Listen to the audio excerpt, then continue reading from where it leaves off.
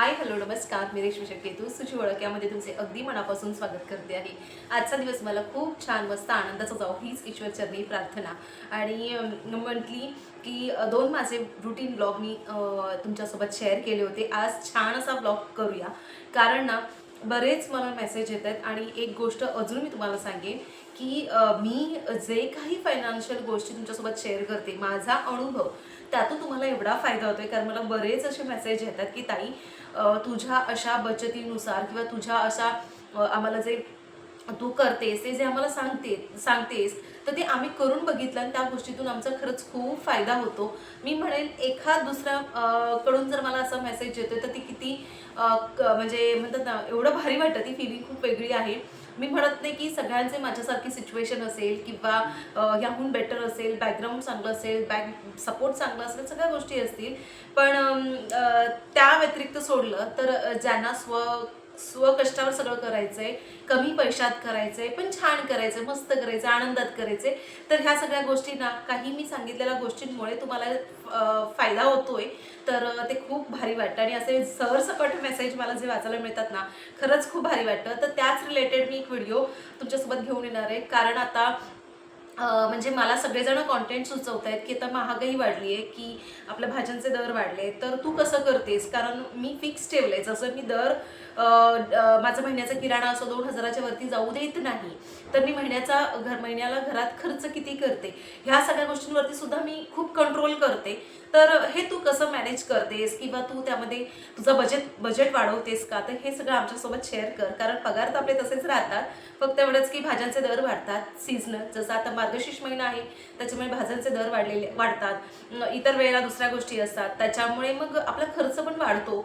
तर तू कसं मॅनेज करतेस हे आम्हाला सांग। खरं तर हा घर खर्चाचाच हिशोब आहे, पण मी त्याच्या व्यतिरिक्त काही असे गोष्टी आहेत की मी तुमच्यासोबत ते शेअर करेन। त्याआधी कोणी माझ्या चॅनलला सबस्क्राईब केलं नसेल तर प्लीज सबस्क्राईब करा, लाईक करा, कमेंट करा, भरभरून शेअर करा। चला, व्हिडिओ असा आहे की आपला घर खर्च तेवढाच, पण आपण महागाई, आपल्या भाज्या महाग होतात, इतर गोष्टी महाग होतात, मग त्या कशा मॅनेज करायच्या? तर पहिली गोष्ट मी खरंच सांगेन, सगळ्यात पहिलं म्हणजे आपण आपल्याला अशा चांगल्या सवयी लावल्या पाहिजे की जेणेकरून आपला वायफळ खर्च होणार नाही। वायफळ खर्च म्हणजे काय की ऑनलाईन शॉपिंग, गुगल पेने एखादी गोष्ट आपण करतो तर त्या गोष्टी नको त्या गोष्टी घेऊन येणं डीमार्टमधून, त्याच्यानंतर आपण भरपूर असं काहीतरी बनवतो आणि मग खात नाही आणि ते फेकून देतो, किंवा काहीतरी एक्स्ट्रा बोलतात ना यूट्यूबवरती बघतो किंवा इन्स्टावरती ही रेसिपी बघतो आणि बनवतो आणि ती फेल होऊन जाते आणि आपण साहित्य आणलेलं असं त्याला खर्च जातो। ह्या छोट्या मोठ्या ज्या गोष्टी आहेत ना तर त्या पहिल्या टाळल्या पाहिजे। खरं आहे की एखादी रेसिपी आपण बघितली, खूप छान वाटली आणि ती खरं तशीच आपल्याला जमेल ह्यातला भाग नाही, कारण माझी पण ती फसते, त्याच्यामुळे मी कधी ट्राय करायला जात नाही। हां, मला जे जमतं ते मी तुमच्यासोबत शेअर करत असते आणि कधी कधी मी करते, पण असं नाही आहे की ह्यासाठी ही गोष्ट मी बाहेरून विकत आणेन पर्टिक्युलर, जसं कोणी म्हणेल की ह्याच्यामध्ये ही क्रीम टाकायची, थिक मलाई टाकतात, हे ते ते ते ते असतं, बरंच काही काही असतं, तर मी ते करत नाही।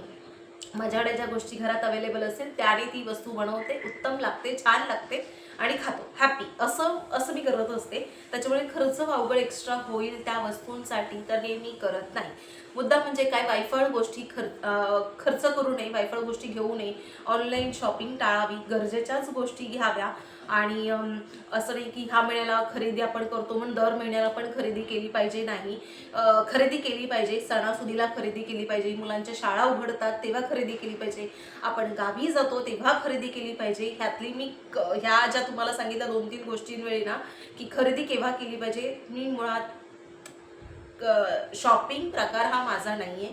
त्याच्यामुळे मला एखादी गोष्ट जाणवली, मला ह्या वस्तूची खूप खूप खूप कमतरता आहे, घेतली पाहिजे किंवा काय, तर ती मी घेते, नाही तर माझ्याकडे जे आहे ते छान असतं आणि त्यातच मी राहते। आता आमच्याकडे लग्न सराई सगळं सुरू आहे, तुम्हाला दाखवेन मी काय खरेदी केली किंवा काय, काहीच नाही, पण तरी पण मी ज्या काही साड्या वापरणार आहे तर तुम्हाला दाखवेनच त्या कोणत्या कोणत्या आहेत, काय काय आहेत। त्याच्यामुळे आपण म्हणतो ना अरे लग्न आहे गावी, ह्याचं लग्न आहे त्याचं लग्न आहे, साडी पाहिजे, साडी घेऊन आपण ब्लाऊज शिवणं, त्याच्यावरती मॅचिंग, अजून दुसऱ्या गोष्टी, गावी जायचा खर्च, ह्या सगळ्या गोष्टी वायफळ आहेत। दुसऱ्याचं लग्न आहे, आपल्याकडे घरामध्ये जी नवी साधी सुधी सिंपल साडी असेल ती वेअर करा आणि जा, खर्च टाळा, मला एवढंच म्हणायचंय।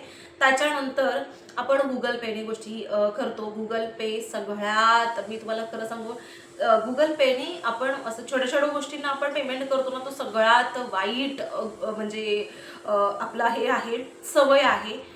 गुगल पे वापरा, कधी वापरा, ज्या आपल्या महिन्याच्या ठरलेल्या गोष्टी आहे, लाईट बिल, केबल, मेंटेनन्स, मुलाची शाळेची फी, व्हॅनची फी, किंवा अजून तुमचा पर्टिक्युलर खर्च जाणार असेल, गॅसची फी, ट्युशन फी, ह्या पर्टिक्युलर गोष्टींसाठीच गुगल पे वापरा आणि तेवढेच पैसे आपल्या अकाउंटमध्ये ठेवा. मी काय करते, माझा जो पगार येतो त्याच्यातून माझा महिनाभर खर्च आणि त्याच्यानंतर माझी सेव्हिंग आणि उरलेले जे काही पैसे आहेत, जसं तुम्हाला सांगते की घर खर्च मी पूर्ण कॅश काढून आणते, त्याच्यानंतर डीमार्टचा जो असतो तो माझा जीपे होऊन जातो आणि सगळं खर्च, आयएनशी फी, सगळं सगळं झाल्याच्या नंतर जी माझ्याकडे अमाऊंट शिल्लक उरते त्यातले 10,000 मी सेव्हिंग अकाउंटमध्ये टाकून देईन. मग त्या अकाउंटमध्ये इकडे तिकडे असतात, कारण एक दोन ठिकाणी आपले RD असते, FD असते, इन्व्हेस्टमेंट असते, म्युच्युअल फंड असतं, तर ते पूर्ण साईडला होऊन जातात आणि वरचं थोडीफार जी अमाऊंट असते 2-3 हजार रुपये, तर ती मी अकाउंटमध्ये ठेवते, पण ती खर्च करत नाही. कधी इमर्जन्सी आपल्याला डॉक्टरसाठी लागली,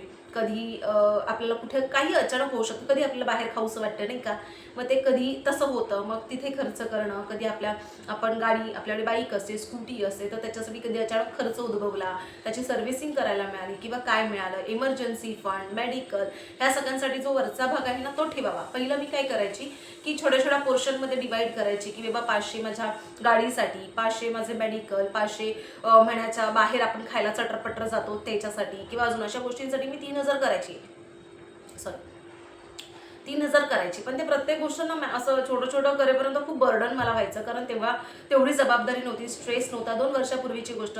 तेव्हा आता खूप काही आहे. कधी मी घरात येते, स्वयंपाक करते, मुलाचा आवरते, मुलाचा अभ्यास घेते, घरातली कामं, स्वतःचं व्हिडिओ एडिटिंग, ह्या सगळ्या गोष्टी. त्याच्यामुळे मी काय करते, माझी सेव्हिंग अमाऊंट साईडला काढून ठेवते आणि वरचा आहे तो एका पर्टिक्युलर माझ्या अकाउंटमध्ये असतो आणि त्यातून कधी इमर्जन्सी आलं आणि अशा स्कूलमध्ये अचानक काहीतरी फंक्शन आला किंवा त्याच्यासाठी काहीतरी ॲक्टिव्हिटीसाठी काहीतरी खरेदी करावं लागलं, तर त्याच्यातून मी सगळं ओव्हरऑल मॅनेज करत असते.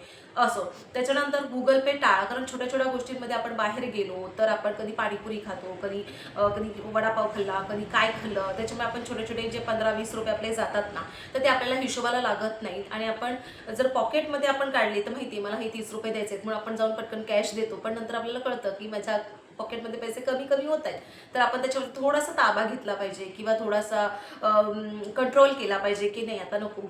कालच मी पाणीपुरी खाल्ली किंवा 2 दिवसापूर्वी मी असं वस्तू खाल्ली होती, त्याच्यामुळे आता नको. गुगल पेने काय होतं माहिती काय, हिडन खर्च असतो, आपल्याला कळत नाही. आपण हां ठीक आहे बोललं, कॅश सुट्टी नाही, काय सुट्टे नाहीत, काय नाहीत, चल गुगल पे करू, पण मी तसं करत नाही. कधी कधी मी भाजीवाल्याकडे जाते ना, मला सुट्टे मिळत नाही, सुट्टे माझ्याकडे नसतात, तर मी उलट त्या म्हणतात की छुट्टा नाही, म्हटली नाही, मेरे पास ऑनलाईन नाही आहे, मेरे पास इतना नाही आहे, भले आजूबाजूला थोडा मी कष्ट घेईन, ते पैसे सुट्टे करायचे. मग कधी दूध घे, मग तर आपल्याला ते सुट्टे मिळतात, कधी केळी घे तर सुट्टे मिळतात. एखादी गोष्ट बघायची की बाबा माझ्या मुलाला खाऊ हवा असेल तर खाऊ घेणार, ते परवडेल, पण गुगल पे नाही परवडत. त्याच्यामुळे गुगल पेमेंटमधून असं छोट्या छोट्या ज्या खर्च करतो ना ते नाही जमत, त्याच्यामुळे ते शक्यतो टाळा, मला एवढंच म्हणायचं आहे.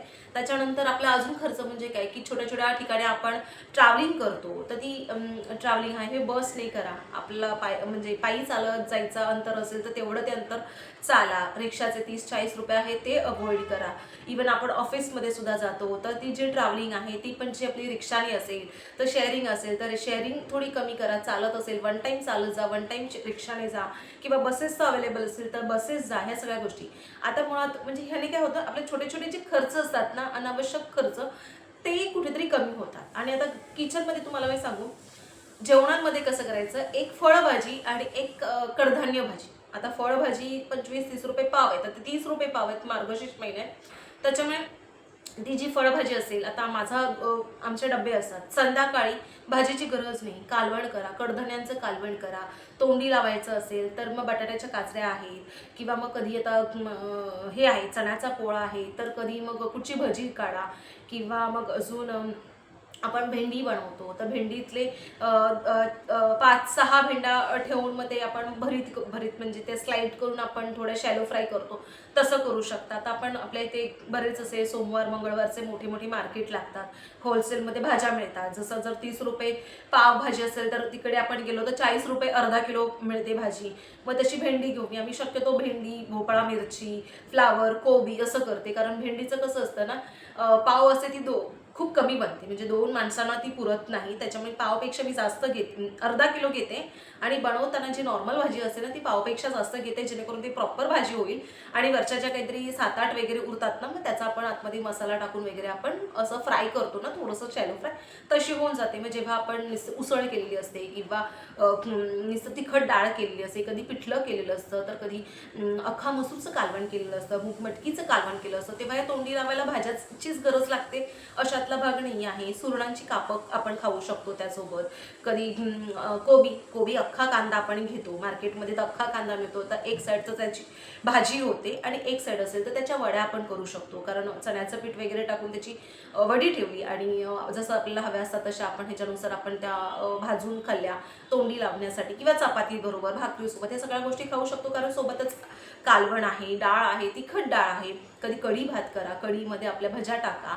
म्हणजे सिंपल आहे. मी तर खरं सांगू, सगळ्यात सोपं काम म्हणजे ना, जेवण काय बनवायचं आपण जो विचार करतो ना, सगळ्यात सोपं, साधं, सरळ, पटकन होण्यासाठी. कारण आता ही मागचे 10 दिवस ना मी अशा पद्धतीने स्वतःला मॅनेज करून ठेवले. कारण मला घरच्या कामांमध्ये पण मी मावशी बघते, ते पण मला पॉसिबल होत नाही, तरी पण मी बघते. पण मी आता मॅनेज करायला लागली ना, तर मला खरंच कठीण वाटत नाही आहे. मुलाला बघत बघत मी कामं करू शकते, मुलाला बघत बघत मी भाज्या साफ करू शकते, मुलाला बघत बघत मी किचनची कामं करू शकते, सोबत त्याच्यावरती वेळ देते. नंतर मी त्याच्यासोबत करत करत मी माझं व्हिडिओ एडिटिंग करत असते. तर ह्या सगळ्या गोष्टी मी आता मॅनेज करायला लागली. तर मला असं वाटत होतं ना की मला हेल्पिंगसाठी मावशी पाहिजे, कोणतरी पाहिजे, ते वाटत नाही. आणि तोच खर्च मी स्वतःवरती करू शकते ना. किती साधं सरळ गणित आहे ह्या सगळ्या गोष्टी. म्हणजे खूप असं काही ट्रॅजेडी नाही आहे की मी हे कसं करू, काय करू. आफ्टरऑल हे तुमच्यावरती आहे. त्रिकोणी कुटुंब असेल तर अतिउत्तम, खूप गोष्टी छान पद्धतीने लवकर मॅनेज होतात. जरा जॉईंट फॅमिली असेल तर थोडासा भार पडतो. तर त्याच्यामध्ये पण एक गोष्ट आहे की सगळ्यांची जर हेल्पिंग हँड असेल तर अजून गोष्टी उत्तमरित्या आपण म्हणजे आपल्या हे करू शकतो, मॅनेज करू शकतो. हे सगळं तुमच्यावरती आहे. मला एखादा पॉईंट मुद्देसूद मांडता आला नसेल कदाचित, कारण हा फक्त माझा अनुभव मी तुमच्यासोबत शेअर करते.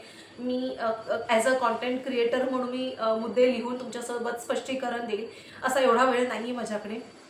त्याच्यामुळे काही गोष्टी मी सांगितलेल्या ते अवॉइड करा. म्हणजे तुमचा जो बजेट आहे महिन्याचा ठरलेला 7,000 रुपये, 8,000 रुपये किंवा 6,000 रुपये, ते तुमचं बरोबर महिना जाईल. आणि नको त्या गोष्टींचा जो आपण खर्च करत असो तो बघा, एकदा ट्राय करून बघा. तुम्हाला खूप म्हणजे ते वेगळं वाटेल की हो माझे पैसे साठतायत किंवा मी जे माझं बजेट आहे त्याच्यातच सगळ्या गोष्टी मॅनेज होतात खूप छान पद्धतीने. तर मग मी कशाला असं टेन्शन घेऊ की अरे हे होत नाही, ते होत नाही, मग यूट्यूबवरती व्हिडिओ बघा, हे कसं मॅनेज करायचं, काय करायचं, ह्या सगळ्या गोष्टी खरंच वेस्ट ऑफ टाईम आहे. त्याच्यामुळे सगळं जे काही कराल ते स्वतः कराल, तेव्हा त्या गोष्टी सत्यात उतरतील, त्याच्या व्यतिरिक्त नाही. चला, आता हा व्हिडिओ तुम्हाला कसा वाटला नक्की मला सांगा. स्पष्टीकरण व्यवस्थित काही लोकांना समजेल न समजेल काही आयडिया नाही आहे, पण मला भरभर बोलायचं होतं. आणि खूप जणी मला मेसेज करत असतात की ताई असं होतं आमच्या बाबतीत, थोडं तू सांगितलं तर क्लिअर होऊन जाईल. आणि हे सगळा मी माझा पर्सनल अनुभव तुमच्यासोबत शेअर करते. अगोदर जी परिस्थिती होती आता तशी आहे असं नाही, थोडंफार अपडेट करत राहायचं. मी सुद्धा करते, कारण जेव्हा आपण गोष्टी करत जातो तेव्हा त्या गोष्टी शिकत जातो, कशा करायच्या, काय करायच्या. कोणी शिकून आलेलं नसतं किंवा कोणाला भरमसाठ त्याचा अभ्यास असतो, माहिती असतं. नाही तर काय होतं ना, आपण बरंच बोलतो आणि असतं एक वेगळ्या पलीकडे. म्हणजे आता समजा मी तुम्हाला खूप काही शहाण्यासारख्या गोष्टी सांगेन की असं करायचं तसं करायचं, पण आणि मी वेगळं काहीतरी करते, अशातला भाग नाही. ते कधी होतं जेव्हा आपण मुद्दे लिहितो, भरमसाठ व्हिडिओ आपण बघतो, मला हे बोलायचे, ते बोलायचं, तसं नाही. जेव्हा आपण समोरून सगळ्या गोष्टी बोलतो ना, तेव्हा ते रिअल येतं, इकडे तिकडे वगैरे बोललं जातं, तेव्हा कळतं की हे माझे अनुभव तुमच्यासोबत मी शेअर करते आहे.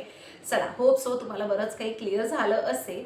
तर प्लीज नवीन कोणी माझ्या चॅनलला असेल, सबस्क्राईब केलं नसेल तर सबस्क्राईब करा. चला, पुन्हा भेटू छानशा वेळेसोबत. तोपर्यंत काळजी घ्या, मस्त राहा, आनंदी राहा, आई वडिलांना अजिबात दुखावू नका, तुम्हाला जे हवं ते करा. चलो, बाय.